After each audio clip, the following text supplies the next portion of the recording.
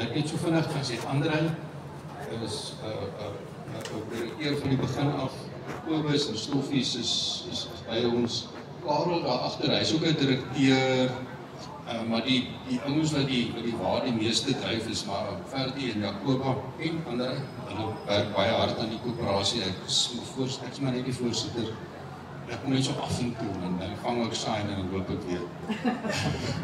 Ek weer met die te doen. Ja, ons werk almal regtig baie hard, en ons werk almal saam, dis die belangrike ding.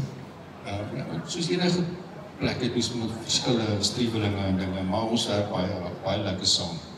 Baie belangrik, ja, dis die kontak enige van ons, kontak vir Ferdi, kontak vir Jacoba, kontak vir my, kontak vir André, ja, al die mense wat hier is. Ons sal jou help, as ons jou nie kan help, dan stuur ons jou na die auto wat jou kan help. Dis dit altyd vir my belangrik, ek het altyd gesê, ek is 'n probleemoplosser.